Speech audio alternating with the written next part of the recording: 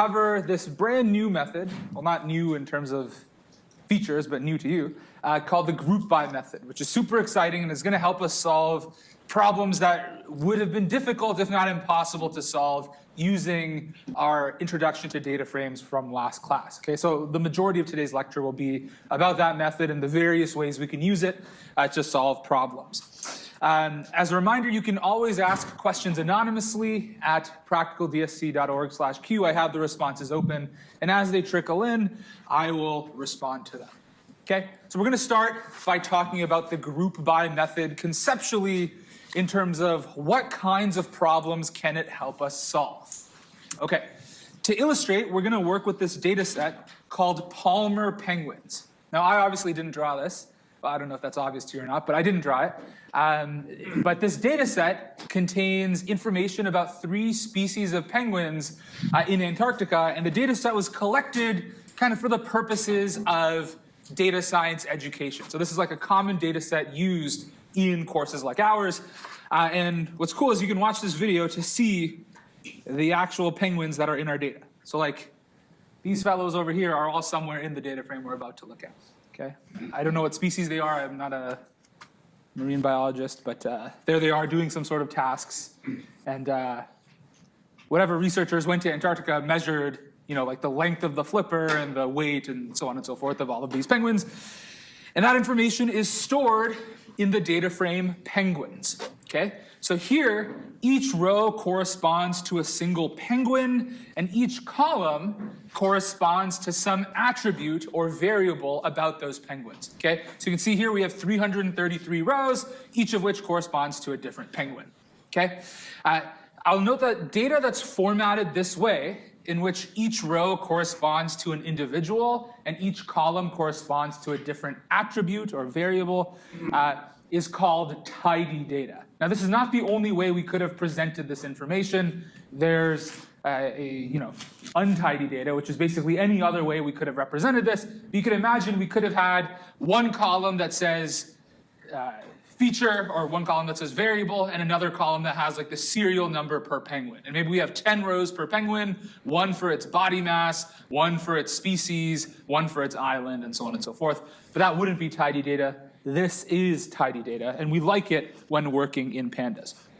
Okay, before we get into the nuances of the data frame group by method, it's worthwhile, looking at the data and seeing, if there are any initial patterns. And what I've done here is I've used the data frame.plot method to look at body mass versus bill length, and the colors of the dots correspond to the penguin species. And what do you notice when I draw the scatter plot?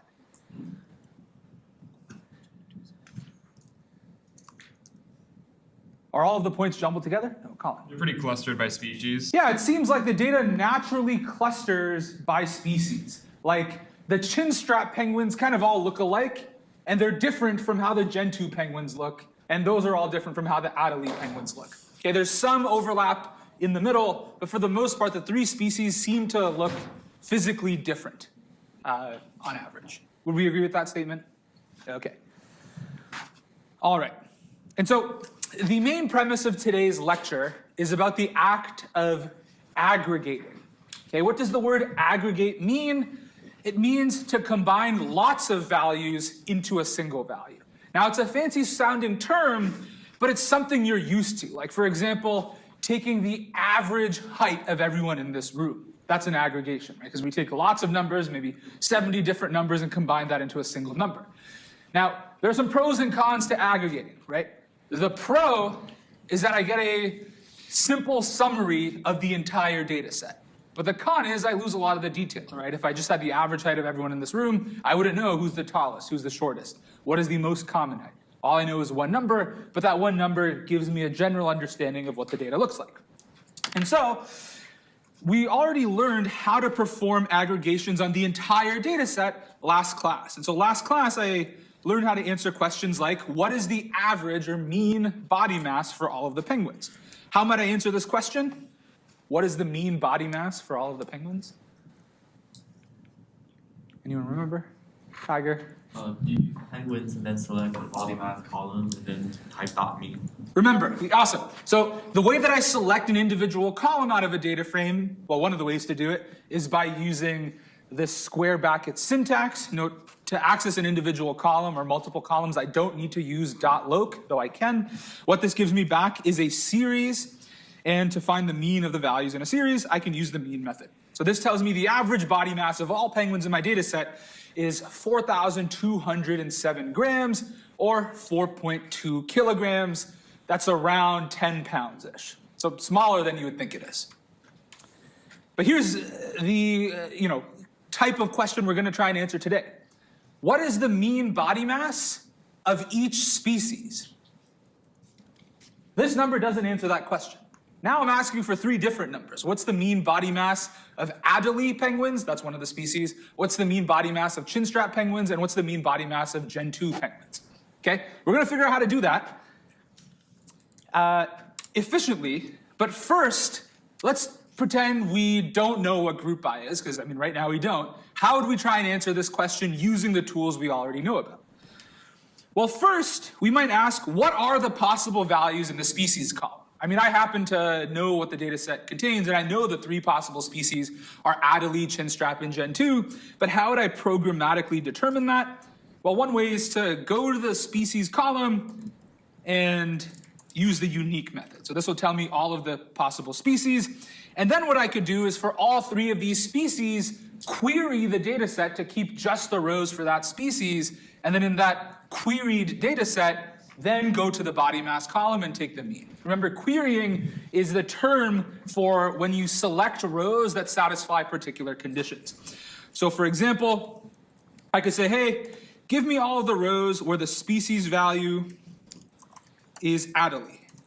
Okay, that's a query. And notice this new data frame doesn't have 333 rows like the full one does. Instead, it has 146 rows, only the rows for Adelie. Okay?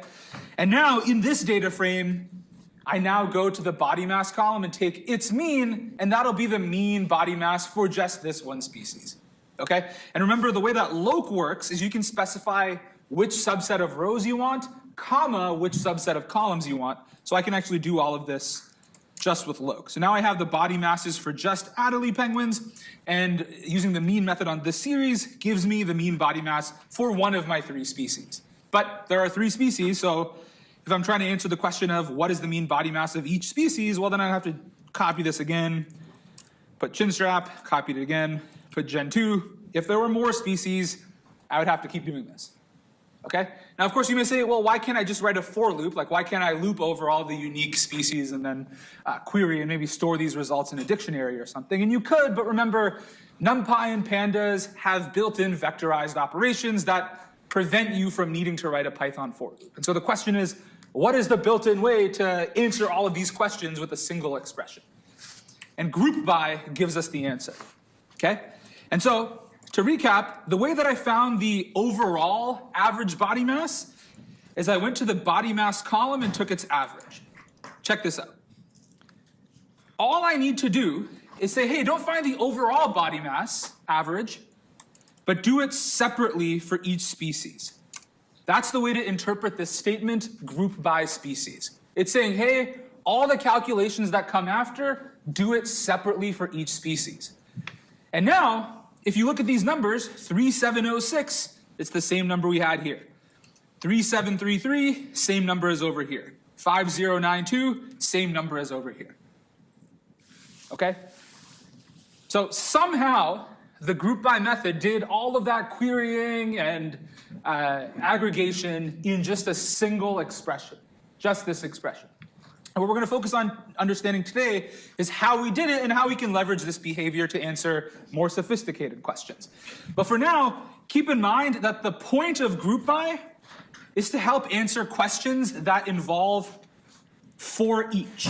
So anytime you have a question that says for each or for every or anything like that, you're going to use group by. Okay? So to answer some question, you need to find the average height of each group. you're going to group by whatever the column that defines your groups are. Here we're making the groups by looking at the species column, but you can imagine there are other columns that we could use to make the groups, like the island column, okay, or the sex column. Or if there were other categorical columns in the data set, we can make our groups with those too. All right. So before we dive into the internals, what questions do we have with where these numbers came from? What questions do we have with that? Same as last slide. Draw a surprised emoji. What questions do we have so far? Awesome. Okay. To me, group by is the first method that doesn't do something like, it's the least obvious method we've seen so far. Everything else has a name that describes accurately what it does. Like head gives you the top of the data frame, tail gives you the bottom, sort values, well, it sorts it. Group by is doing a lot of magic, and it's not really showing us what that magic is, and so it requires a little bit of extra effort on our part to understand that magic. Justin. Just to confirm, group by is going to return a series where the indices are the species and the values are what we're actually trying to calculate. So Justin's question is, what does .group by return? And the answer is something we haven't yet discussed, and we're going to talk about it in detail in a bit. But if you just do .group by species, you get this new object called a data frame group by object. Okay, we're going to talk about what that means in just a little bit. For now, I want to pivot to another example that'll allow us to click through a visualization that also involves animals and their species, but they're not penguins. They're dogs, cats, and hamsters. But imagine we're still grouping on species, and the premise remains the same. Tisha. Sorry, I just had a question for group by. What if we were trying to group by species and island, like specifically, like each island, like? Yeah.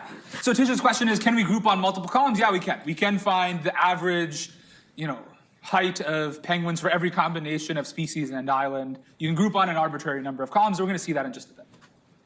But if you want to try it out right now, give .group by a list of the column names you want to group on, and it'll work. Okay. So what I want to do is use the group by method on this new hypothetical data frame called pets and understand what happens step by step. Okay? So first, we'll group by species, and the mental model you should have is when I write .group by species but don't have any other operations afterwards, what it's doing under the hood is it's dividing the data frame up based off of the species column. Okay, so here you said group by species, and so pandas under the hood is saying, okay, well, everything that comes afterward has to be done separately for each species, so let me get ready for that by separating it by dogs, cats, and hamsters, because those are the unique values in the species column. Okay, this is why when I just write, pets.group by species, it doesn't actually show me any output. Rather, internally in its sort of attribute variables, it's storing some representation of these like sub data frames, but you haven't told it to do anything yet, so it's just ready for what comes next. Okay? Now, what I've added afterwards is saying, hey, within each of those sub data frames, go to the weight column and go to the age column and take the average of those values, but do it separately for each group. Okay? So let's take a look at the results we get back. Separately, for dogs, cats, and hamsters, it went to the weight column and took the average, and went to the age column and took the average. Okay? So for example, this 48.333, that's the average of 40, 80, and 25. Would we agree with that? And let's see, this 8.5 is the average of the 8 and 9 here. Notice to come up with this 8.5, which is the average age of cats, it is not looking at dogs or hamsters. It's just looking at the cats. Okay? Another thing I'll point out here, there is no cat whose age was 8.5. Do we agree? Okay, the only ages for cats in the data set were 8 and 9, which means the results you get back after doing this aggregation don't necessarily need to have come from any one row in the original data set. Okay? That's more obvious in examples like this, where the initial ages were, for the most part, integers, and this one is not. But we're going to look at example aggregation methods where that distinction is not so obvious. But for now, what questions do we have with where the numbers in this column came from? Are we clear on, say, where this 1.0 came from? Awesome.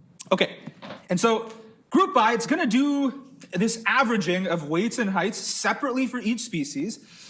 And then after that, it's going to stitch the results together in a single output. Okay, some things I'll point out. One, we didn't select the color column. Why is that? Justin? You can't take the mean of a non-number value. Exactly. So we had to intentionally choose to not select columns made up of strings, in this case colors, because you can't take the mean of a bunch of strings of colors. Okay? What it does, after you tell it which columns you want to aggregate and how to aggregate them, is it stitches the results together in a single output. Okay, in this case, the output is a data frame because we told it to aggregate multiple other columns. Okay, in that first example, when I did this for penguins and body masses, it gave me a series because I said only go and aggregate the body masses. I gave it a single string rather than a list of columns. Okay. What questions do we have with this output data frame? If you grouped by multiple columns, how would it choose the index? Or would the index just be like the combination of those column names? Yeah, the short answer is the index would become a multi-index of combinations of column names. We'll see that maybe 3/4 of the way through the lecture. We'll focus on grouping with one column for now. Great question. One thing I'll say is that grouping is one of the more conceptually involved ideas in this first part of the course. But anytime you're confused about what grouping does, just come back to this lecture and re-click through this presentation yourself, because grouping always works this way. Okay? Now, I want to illustrate how grouping works if we use a different aggregation method. We're still going to group on species, which means internally, Pandas is going to say, hey, okay, I'm going to think about dogs, cats, and hamsters separately, but check out what happens when I use the max aggregation method. Okay? Here's what I want to point out. The 80 here came from this dog, and the 5 here came from this dog. Okay? These are not from the same dog. Okay? This was more clear in the dot mean example. In the dot max example, it's a little trickier because the max of a collection of numbers, by definition, has to be one of those numbers, whereas the mean doesn't have to be one of them, right? And so it's, sometimes easy to interpret this as saying, oh, this is the age of the heaviest dog, but it is not. This is just the oldest dog's age and the heaviest dog's weight. But there is no dog in the data set that weighs 80 pounds and is 5 years old. That's an important point. And sometimes I refer to this as the column independence.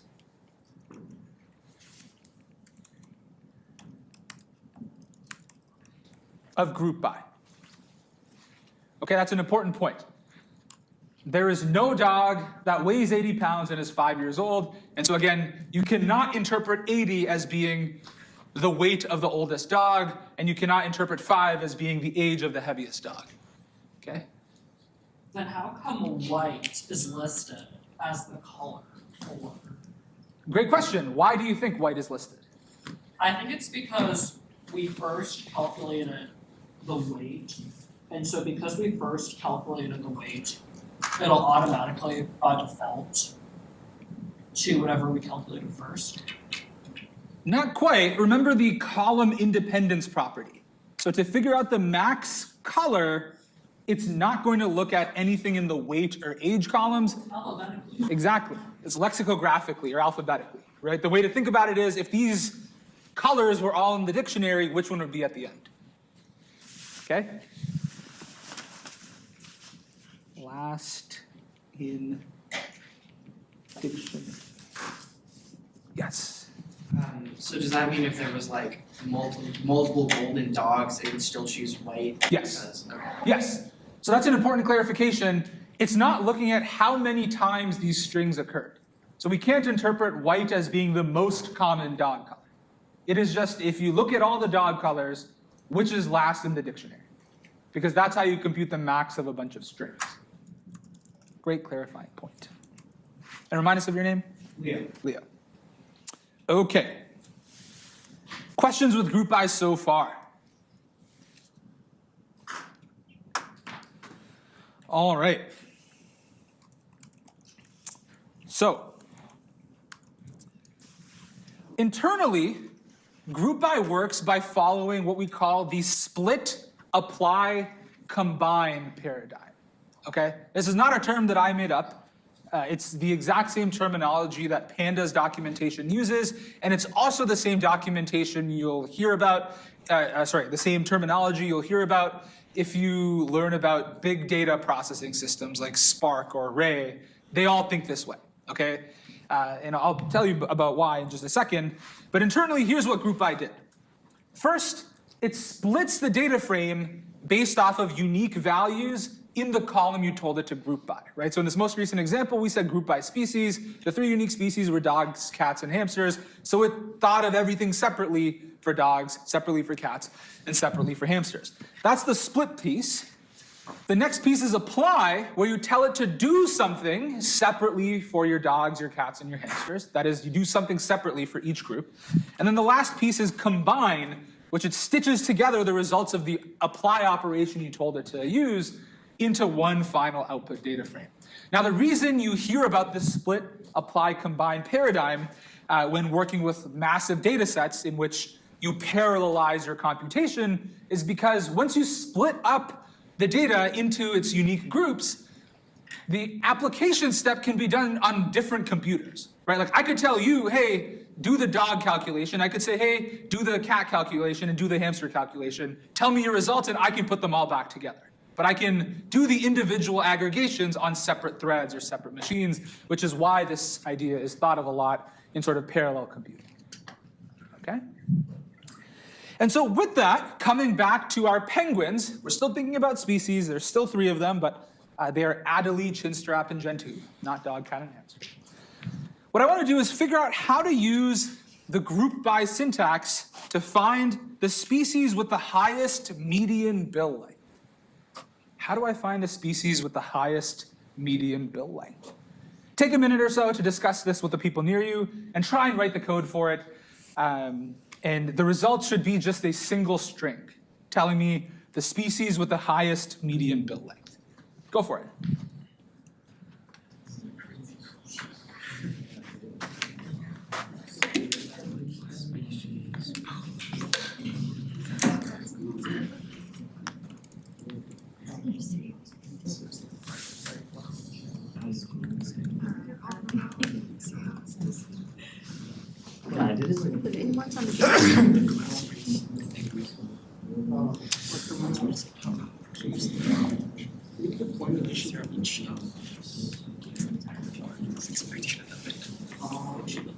Yeah. Where? Now how can 2 to 1 there are nodes?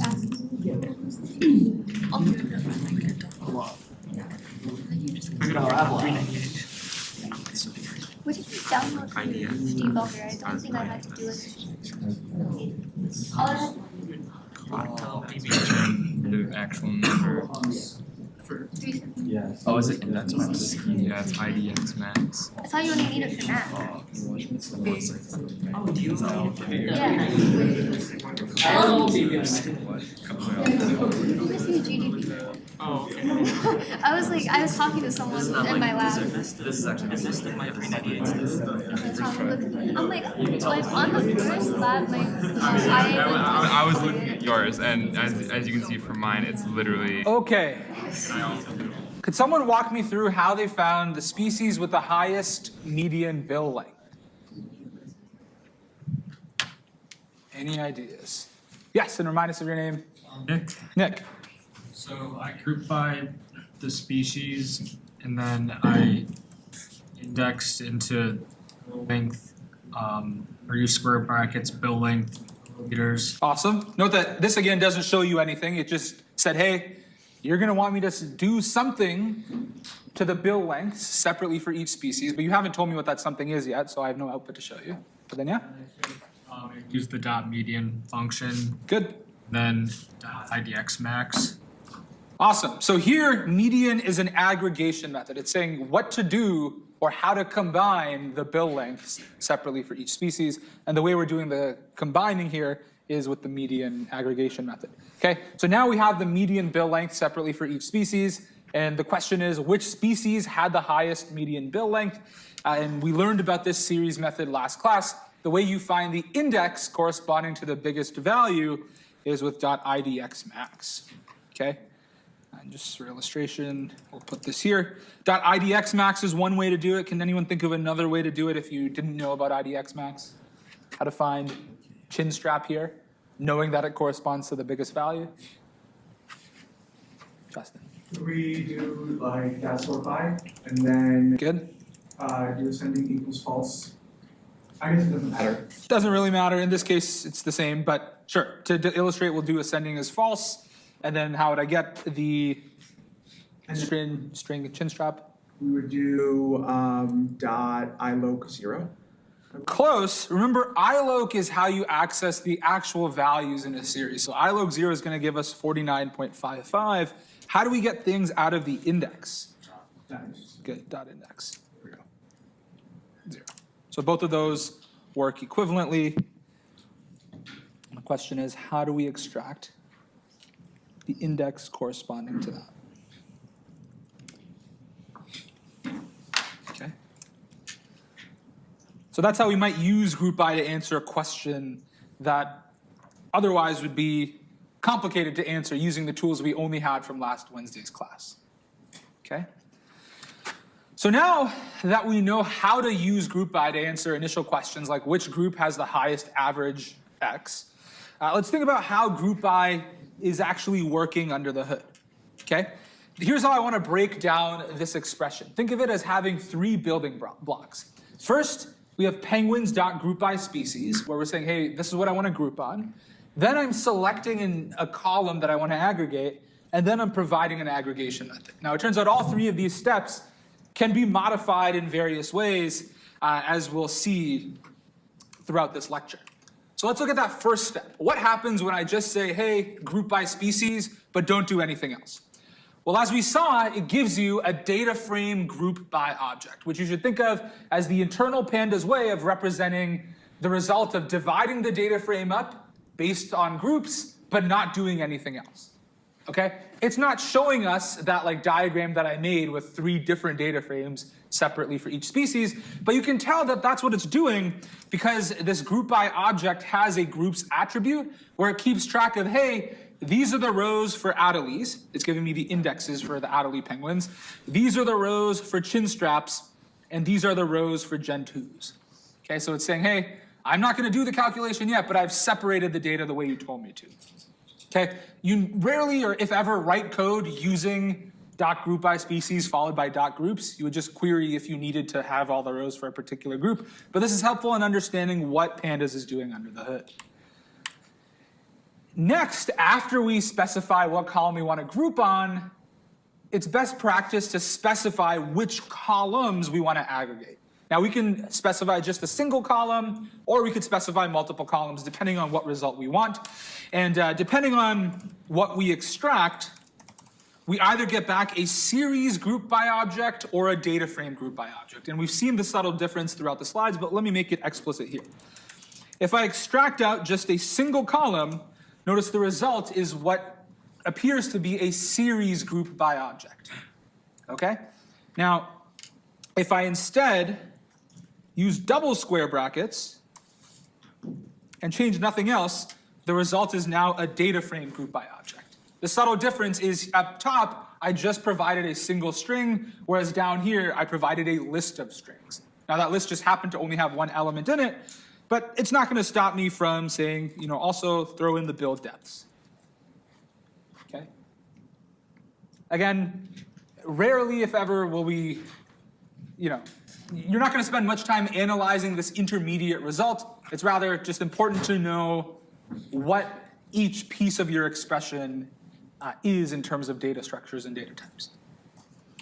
It's that last piece that actually dictates what your output is going to look like or how your output is going to be calculated, right? And so after splitting your data set up separately for each species and picking the columns you want to aggregate, you use an aggregation method. Now, I'll note that so far, once we've separated our data by groups, the only operation we've applied to each group is an aggregation. Things like finding the mean of every other column, or finding the max of every other column. But shortly, I'm going to show you ways to apply some other operation other than an aggregation. Like, what if we want to keep species that satisfy certain conditions? Not penguins that satisfy conditions, that's a query, but how do I keep entire species that satisfy certain group properties? That's another thing we can do when using group by, but it's not exactly an aggregation, and I'll show you how to do that in just a little bit. Okay, so the most common way you will use group by is you'll pick a column to group on. That dictates which rows are in which groups. You'll pick columns to operate on, and you'll provide an aggregation method. So for example, if I group by species, I can choose to not specify which columns I want to aggregate and just use the sum aggregation method. But what is going on here? Yes, and remind us of your name. Philip. Philip. Is it adding like all the values up for every species? So like for Adelaide, it's adding all the Adelaide, even like the string too. So like all the islands together. Yeah, what this is doing is it's concatenating all of the island values for Adelaide penguins. Now the result is nonsensical. We can't really interpret that in any way, but it still does it, okay? Which is why it's best to select the columns you actually care about beforehand to prevent it from doing this unnecessary computation, right? Like we weren't going to use these island values at all if all we ever cared about were the total body masses for each species. It's more efficient to select that out before using .sum, because this way, while it still works, it's subtly different in that here, what I've highlighted does the aggregation for every other column, and then we select out just the body masses. But it did all of that string summing and all of these other aggregations that we didn't want for no reason, because we didn't extract them out at the end. So while this expression and this expression evaluate to the exact same thing, the way that they get to the result are different. And it matters in terms of efficiency. Okay. Here's another cool one. What if I group on species and use dot first? What do you think that's doing?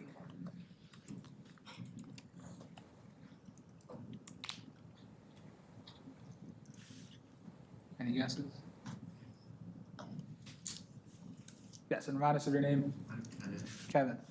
Kevin. I think it just takes like the first occurrence of like every penguin in their respective species. Exactly. What this is giving us is the first row for each species. So in this case, we can interpret each of these three rows as original rows in the data set, because they all came from the first Adelaide penguin, at least in the top one. This row came from the first chinstrap penguin. This row came from the first Gen 2 penguin. So these three were rows in the original data set, except for the fact that the index is automatically set to species. Okay? There's a dot first, there's a dot last. Is there a dot second? No. How would you use dot second? Well, there's a way to pick a custom aggregation method, and I'll show you that in just a bit. Okay? There's also another one called dot size. What does it do? It just shows you the number of penguins per species. Now, we actually knew how to do this last class. There was another important method that I told you about. I said it was so important that it will be on the exam, called value counts. Value counts does the same thing essentially as dot size, but what is the difference? There's a subtle one. Justin. Does it have to do with what object is returned?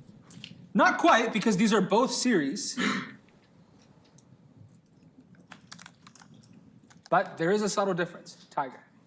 The value counts object automatically arranges the based on like arranges it in like descending order. Yes, value count sorts by count in descending order. Whereas size, how does it sort? Vincent?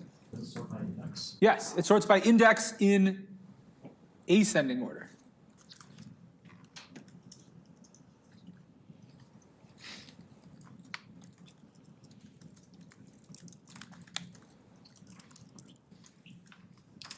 Is there a material difference between these two? Not really, because you can sort them after using value counts or group by dot size, but it's just a good fact to know. Okay. Tessie, did you have a question or was it an answer to the previous question? Cool. All right. So, one thing I'll just emphasize one more time, and this is going to come up in discussion this Thursday, so it's an important question, is that the aggregations are all performed independently for each column. So when I use .max, it's going to the island column for each species and finding the last alphabetical island. It's going to the bill length column separately for each species and finding the biggest one. Same for the bill depth, same for the flipper length, and so on. It's doing these aggregations all independently. So for example, it is not saying there is an Adelie penguin that weighed this amount on Torgerson Island, because the one Adelie penguin that weighed this amount actually lived on Biscoe Island. Okay? This is not a real penguin. That's the one sentence summary to this slide. What I've highlighted is not a real penguin. I guess with no context, that's not going to make much sense, but I'll still write it. Not a real penguin is a real penguin. Okay, what questions do we have with why the results at the top don't correspond to actual penguins? Wait, did you just hard code the real penguin? I hard-coded a query to find one real penguin, yes.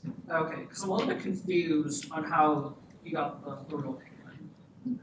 Well, I just picked two of the values up here. Like I picked this body mass and the species, and I'm showing that this value here is not the same as this value here. Ah, I see. Right?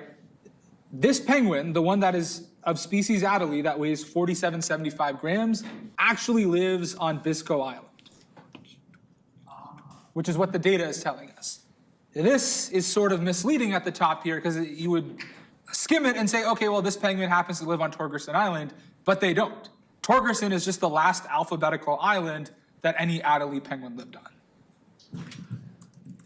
The last island alphabetically of all Adelies. Good clarifying question. What other questions do we have with this column independence notion of group by?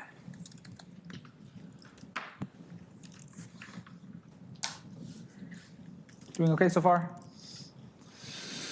All right, so everyone's favorite time, let's get into some activities. So there's two, both of them involve, I don't want to say tricks, but neither of them are straightforward is what I'll say.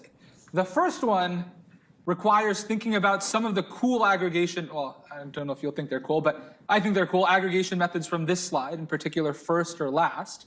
And the second one is possible without reading the guide, I think, but it would be easier if you have read the guide already. Okay? So take a few minutes, try and attempt both of these activities, then we'll take them up and then look at more advanced ways of using the group by method. Go for it. And again, you should discuss with the people near you.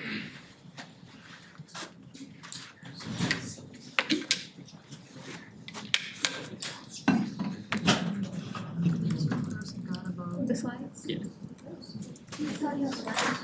On screen. I thought there was like a, The GitHub. I thought there was like an I index. And I'll get you any other I. Yeah, I 275.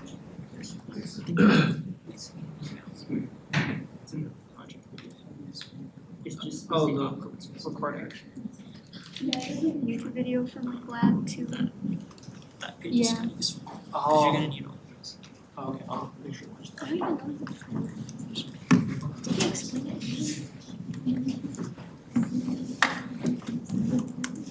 Files are so heavy. You need to make your own functions, right? You don't really want to. You can, but you don't need to. You don't, but you should. I'm definitely I do. asking you a lot of questions. So you just like do it all in the wildlife? Yeah. Yeah, that's what I should do too. It's not the best way, but okay.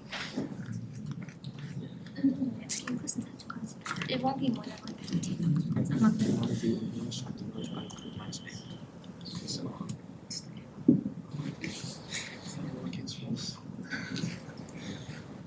Do you need a comma?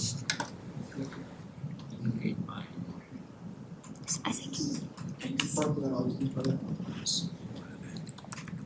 because you want to find the heaviest and then you sort by weight. Yeah, grouping Would you group by male, female, and do yeah, group by sex. What does dot first do again? So What does dot first do again? just the first occurrence of And so then you'd dot have last to is. get, you'd have to sort by, if you sort by, What does dot last do? That's the last one. yeah, so if you. Okay, if you're still working on it, please keep working on it. But just to make sure we can get through all of the content I wanted to, we can start working on this one together. Okay? Here's my question to you. If I group on species and use .max, is this going to have the answer to my question? No. Why not? It's column independent. Yeah, it's the column independence property I just mentioned. It does have, here we should group on species, on sex, not species. So this couldn't have the answer. This also doesn't have the answer though, okay? It does have the mass of the heaviest female penguin and the mass of the heaviest male penguin, but these are not necessarily the species island, the species and island that that penguin lives on. Okay, and in fact, both of these islands are wrong, right? And why are they both coming up as Torgerson? Well, Torgerson is the last island alphabetically amongst all islands that female penguins live on and male penguins live on, okay? So what is the way out of this situation? Any ideas?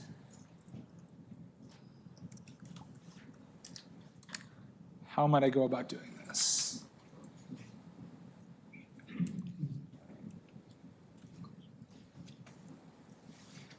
I heard some people say it while I was walking around. Yes, and remind us of your name. Adam, Adam. so you can first sort by the body mass? Awesome. We'll first sort by body mass, and you could do it either way, but I'll do it ascending as false. Then what? Then group by the sex. Okay. Then what? Then use dot first. Awesome. Okay. The difference here, and so this is right, the difference here is that we sorted the data set first so that we know that the first row for any particular sex has to correspond to the heaviest penguin. Okay, when you sort the rows, each of the columns stays intact. All we're changing is the order in which the rows appear in the data frame. Because we sorted by mass in descending order, we know that if in any particular group we look at the first row, it has to correspond to the heaviest penguin. Okay, so this would be the way to get that answer. What questions do we have with this idea? Yes, and remind us of your name. Eric. Does the group by precision order about Yes, group by does know about the order of the values in your data set. The only thing is most of the aggregation methods we've seen so far don't care about the order. Like the mean, max, min, median, none of those depend on the initial order, but first and last do, which is why we sort first. Yes, and remind us of your name. Tharva. Tharva. Yeah, so just out of curiosity, I tried doing sort values after the group by and then it didn't work, so is there like a reason? Well, it's because sort values is a method you either use on data frames or series. But penguins.groupBy is not a data frame or series. It's a data frame group by object. Right? At that point, it's too late to sort because you already said, hey, separate the data up into these chunks for the different sexes in this case. Yeah, great. Okay, here's the other activity. What proportion of penguins of each species live on Dream Island? Okay, so I'm asking, okay, for Adelies, what fraction of them live on Dream Island? That's going to be some decimal between 0 and 1. For for Chinstraps, what fraction live on Dream Island? For Gentoos, what fraction live on Dream Island? Any ideas on how to approach this? So this is one where the guide will have been helpful, but any ideas?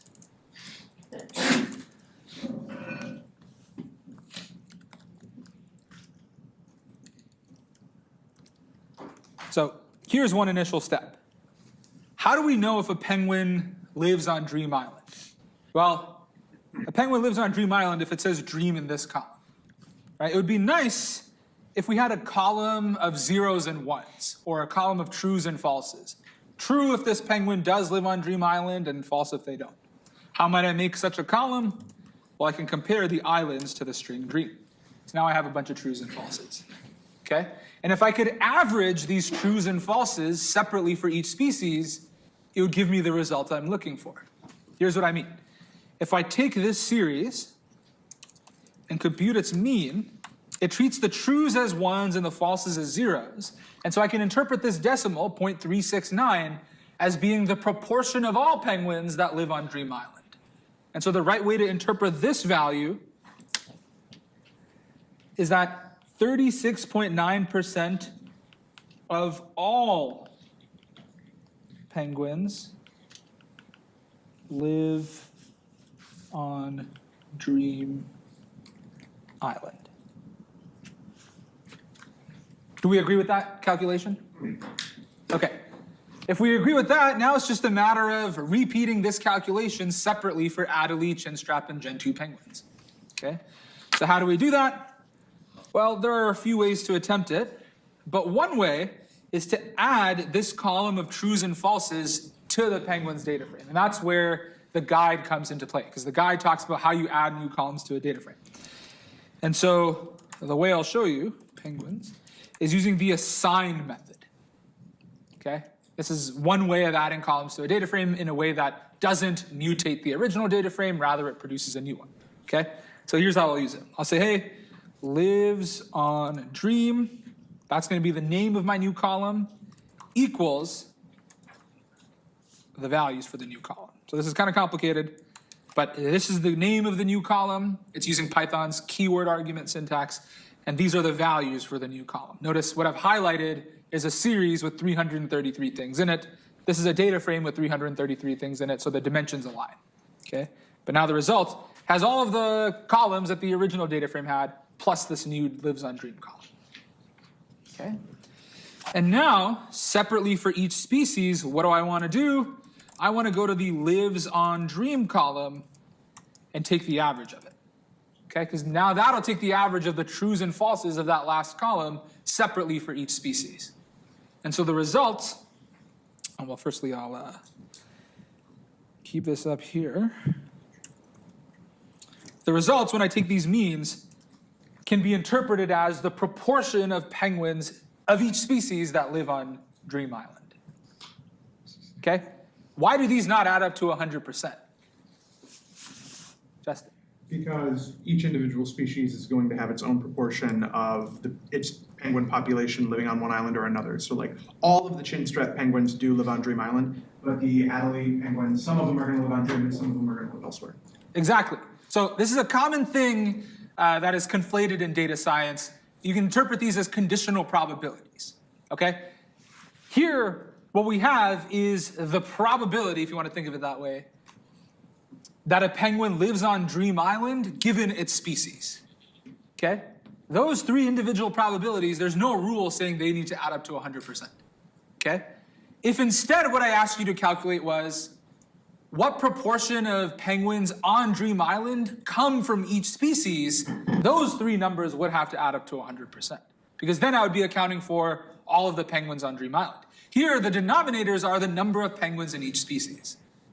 Okay? And these three decimals there's nothing guaranteeing that they add up to 1. Okay? The reason we have a 1 here, as Justin mentioned, is because 100% of the chinstrap penguins live on Dream Island. And say 38% of the Adelies live on Dream Island.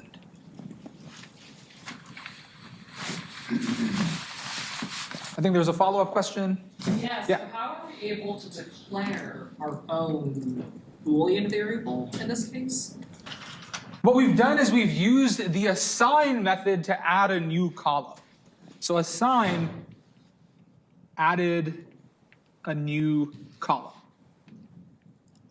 So this is talked about in the guide. But essentially this line here is how we got this column. Yeah.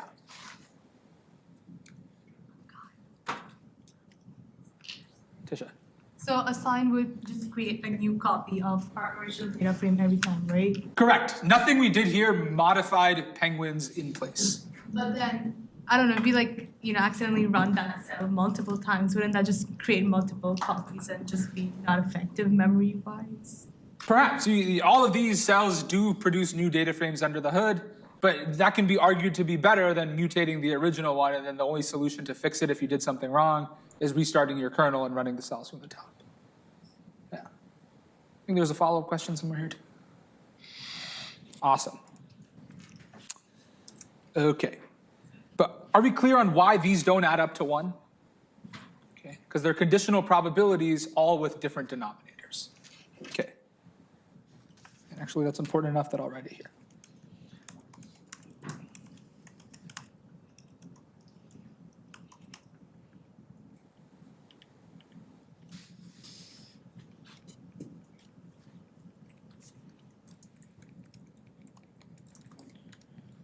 Different. Great. Okay.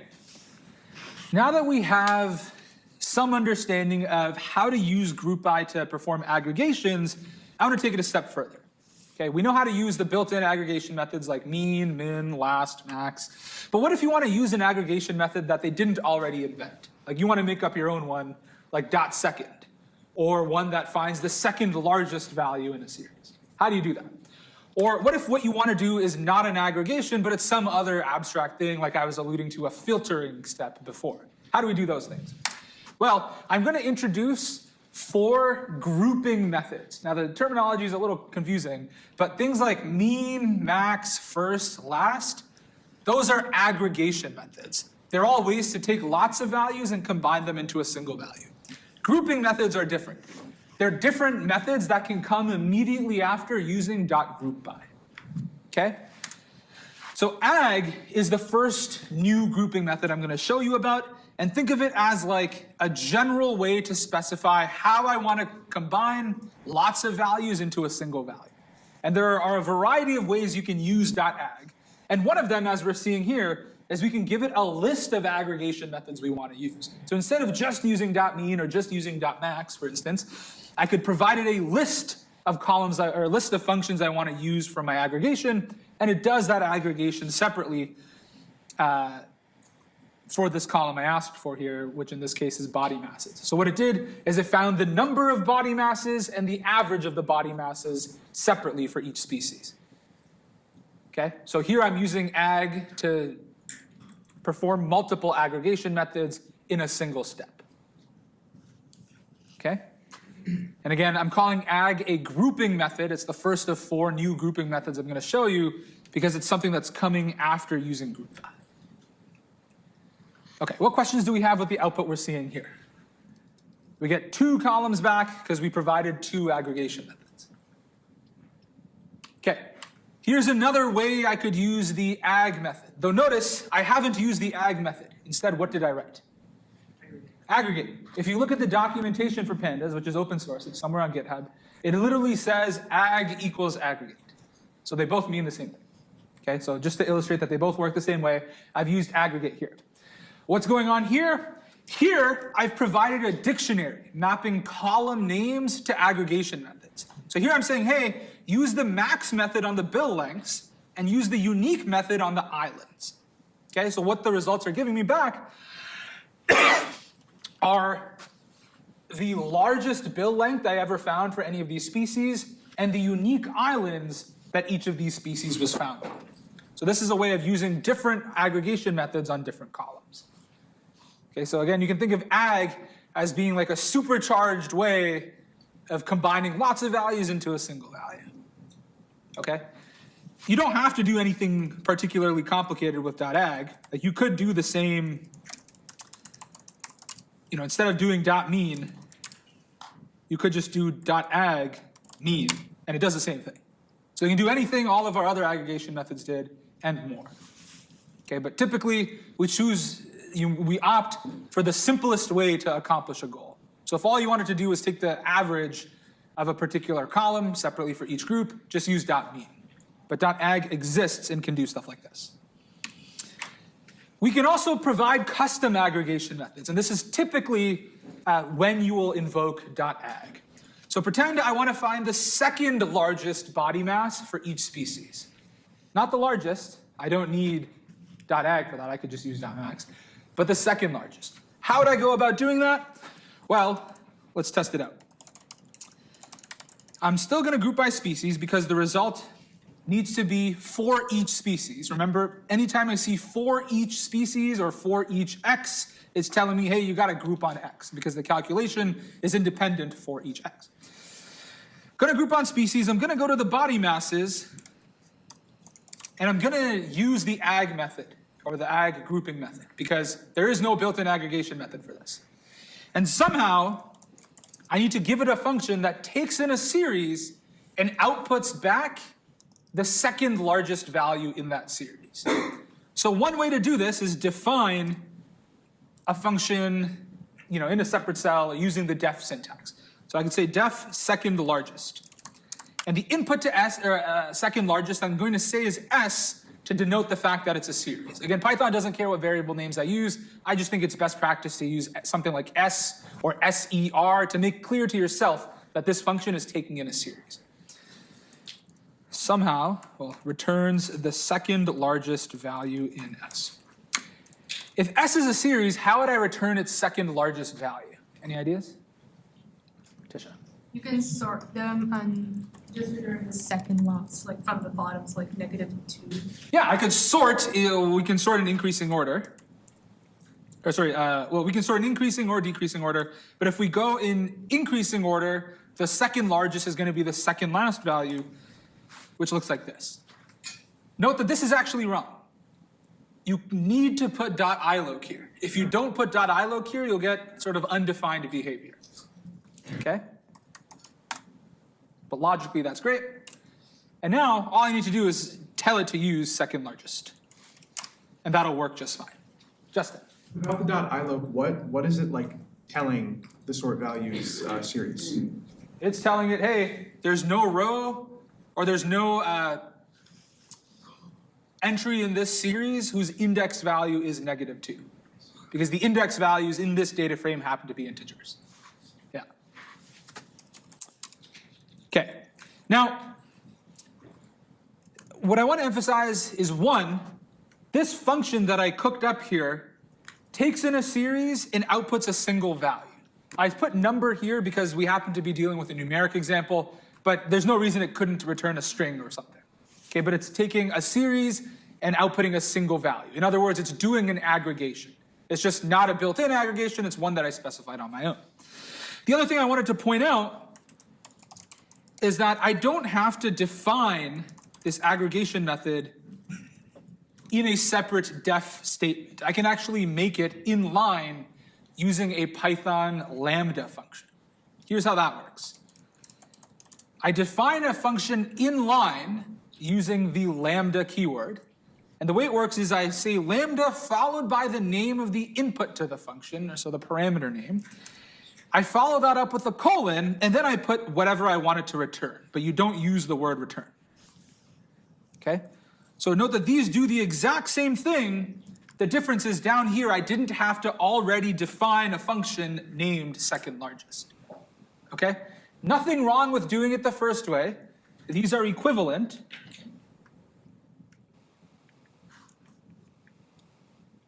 But in the second solution, which is a little bit more concise, I defined the aggregation method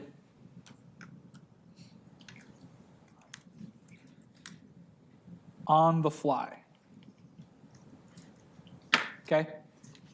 So in homework 3, whenever you have to make your own aggregation method, you can choose to do this whichever way you want. If you're still getting familiarized with Python, absolutely nothing wrong with doing it the first way, but slowly start to try out this lambda syntax and see how it works on your own.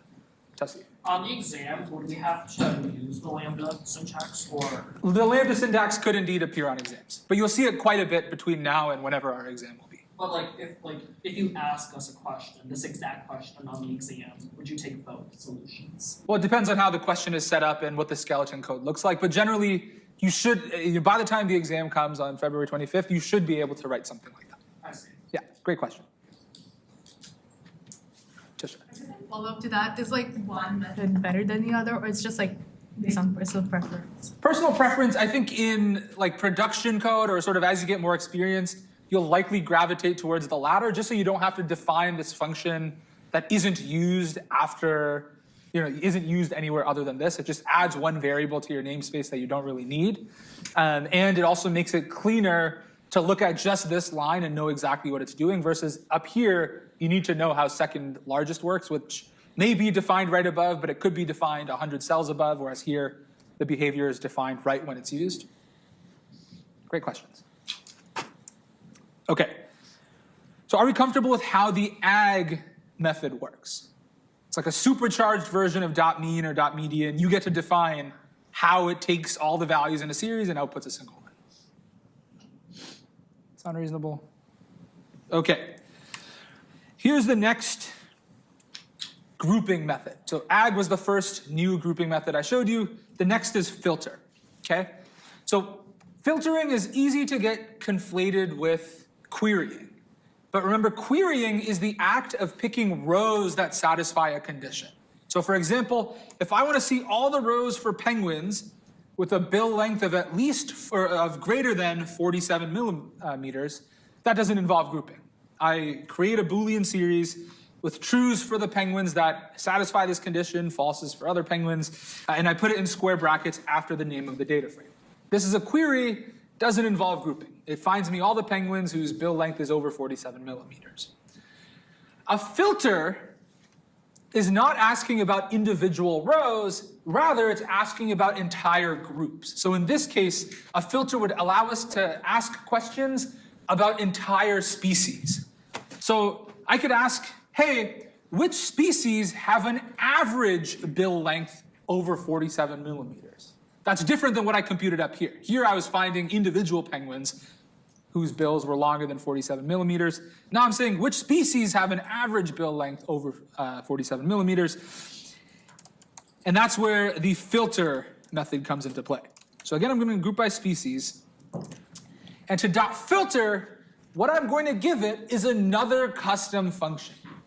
But this function, its job is to check whether the species has an average bill length over 47 millimeters. So it's going to take in a data frame corresponding to that entire species, and it should output either true or false. Not a series of trues or falses, just a single true or a single false. True if this species satisfies the condition I'm trying to implement, and false if it doesn't. It's going to take a few lines, so let me space this out.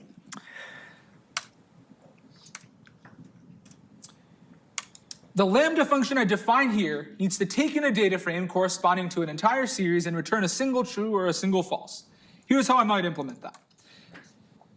In this nested data frame, by nested I mean data frame corresponding to just one species, I'm going to go to the bill length column. Notice this is not just one value, but it's lots of values. It's the bill lengths of all of the penguins of this species. And I'm going to compute its mean, because the condition I'm implementing here is the species has to have an average bill length satisfying some criteria. So I'm going to compute the average bill length. Now this is just one number. And I'm going to check, is this greater than 47? Now this is a single true or a single false.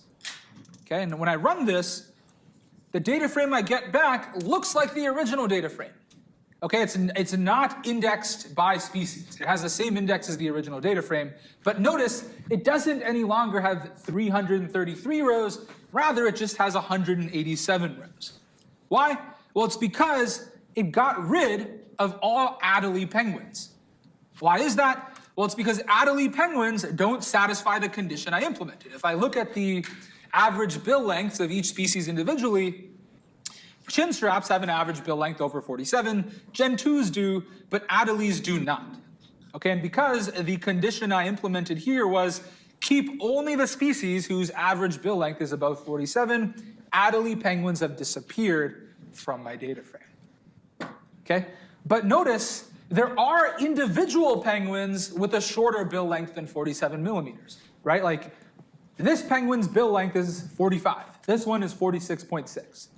Right? Because the condition is not about individual penguins, it's about entire species of penguins. Do we see the distinction there? So a filter is how you keep groups that satisfy a condition as a group. A query is how you keep individual rows that satisfy a condition. Okay, it's an important distinction.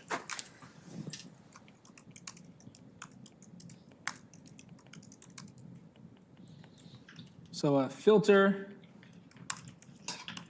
selects groups, query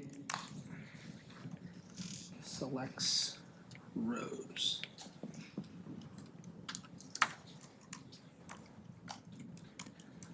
Awesome.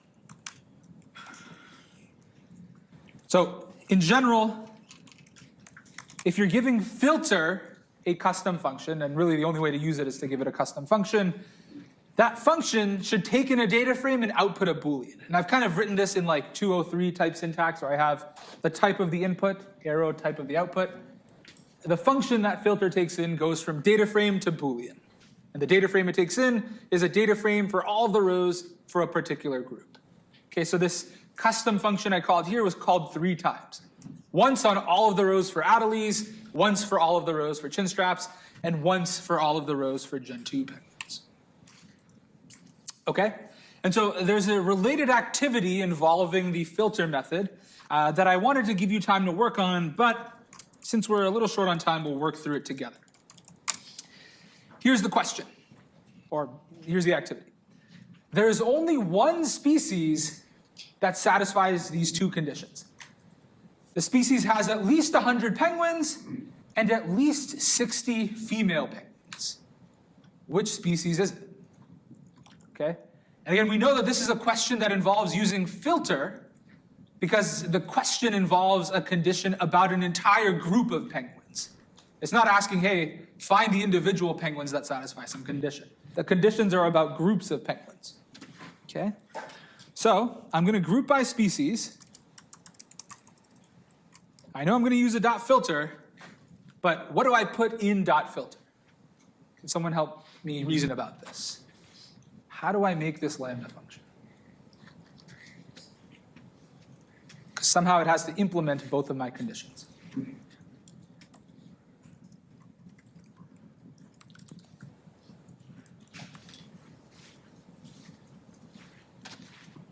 Any ideas?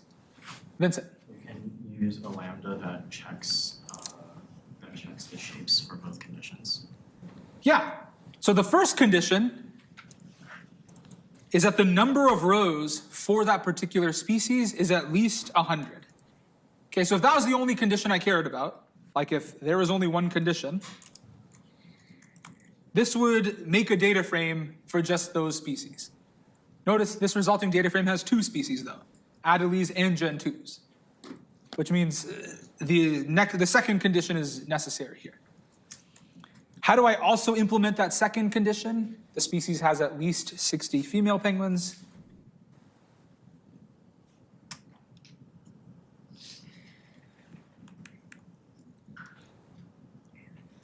Well, the answer is I use the AND keyword in Python. Now you may ask, why are you using the word and not the ampersand symbol? And it's because this right here, what I've put in parentheses, that is not a series of trues and falses. It is just a single true or a single false. Right? df.shape square bracket 0 is just one number. It's the number of rows for that species.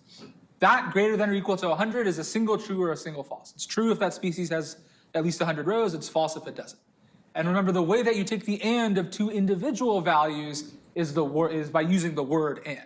You use the ampersand if you have two series of Booleans and you want to take the element-wise and of each pair. Since we're dealing with an individual value here, you use the word and.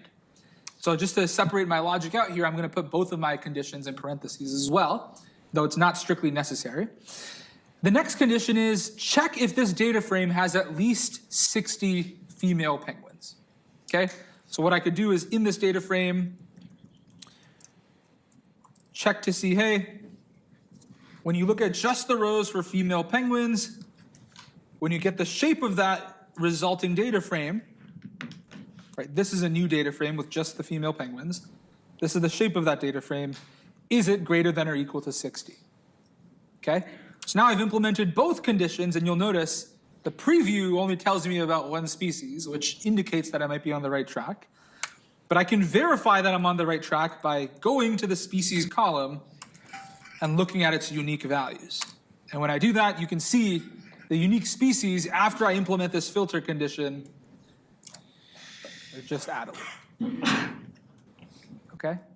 So there are a lot of steps that I compose to get this final result, but keep track or think about how I got to the result. I didn't just try and write it all out and hope it gave me the right answer and grader.check worked. I wrote it piece by piece. Okay, and I want to encourage you to write your code that way as well. Okay. What questions do we have with how we arrived here? This is an individual Boolean. So it's either one true or one false.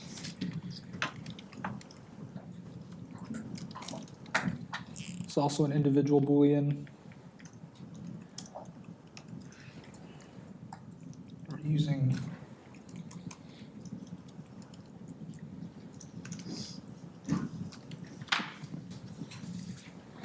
what questions do we have? Because very quickly the code has become quite complicated.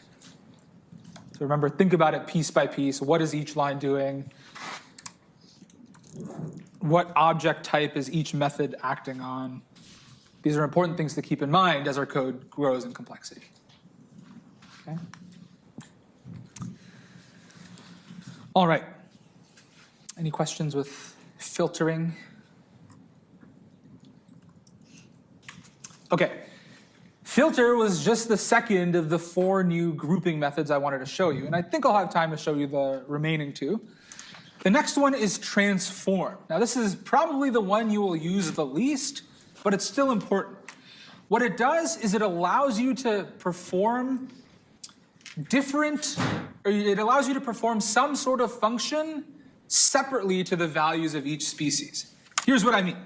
It's kind of a, vaguely worded statement, but check this out. Pretend I want to go to the body masses and figure out how many grams above the average weight per species each penguin is. Here's what I mean. If I just take the body masses and from them subtract the mean, I get positive values for penguins that are heavier than average and negative values for penguins that are lighter than average. Do we agree? But here we're using the average across all penguins. What if I want to have positive values for penguins that are heavier than the average of their species and negative values for penguins that are lighter than average of their species? Transform allows me to do that. And you may be saying, when would I ever need to do that? And admittedly, it's not super often, but it comes up from time to time. And I'll show you. Here, I'm going to define a lambda function that takes in a series and also outputs another series. So you can think of this as modifying the body mass values separately for each species. But the result is going to have the same number of values as the original body mass column. Check it out. The function I've defined here is taking in a series containing the body masses separately for Adelie, Chinstrap, and Gen 2. It's taking those values and from them subtracting the mean, but this mean is computed separately for the 3 species. So the resulting series doesn't quite look the same as the initial one, and it's because the averages that were used depended on the species. Okay? So if I just look at the initial body masses and look at the result of using this transformation, I have the same number of values. I started with 333 values and I ended with 333 values. And there are weird consequences, like this last penguin had the heaviest weight of all of the 6 that we saw in the preview, but it has a negative transformed body mass when a lighter penguin, 4250, has a positive one. And it's because this penguin must have came from a species that had really heavy penguins on average, and so even though it's heavier than the 6 that we're looking at here, it was lighter than the average of its species. Okay, so here the transformation is being done separately for each species, and the important point is here that the mean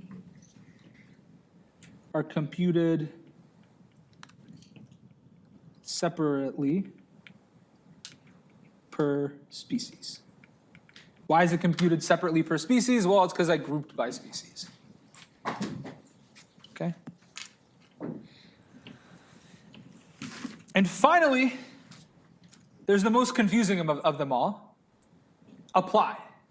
So if ag, transform, and filter can't do what you want to, it can't, satisfy what you're trying to do to each group, you can use apply. Think of apply as like a Swiss Army knife in that it's super flexible and it can do anything ag or transform could do. It can't really do what filter does because filter is kind of a special creature. But it does anything that ag or transform does and can also do more general things. You rarely have to use it and you shouldn't resort to it unless it's absolutely necessary because it's less efficient than ag or transform when they exist or when they're possible to use. But like for example, what if I want to find the 2 heaviest penguins per species? This is not something that an ag or transform or filter could do. But an apply can do it. Check it out. I could say something like, hey, go to my penguins data frame, separately for each species, call this function. Here's what the function is going to do. It's going to sort the species-specific data frame by body mass in descending order, and it's going to take the first 2 rows. The result is now going to have the first 2 rows for each species after I sorted by body mass. So this is now a data frame with the 2 heaviest penguin per species.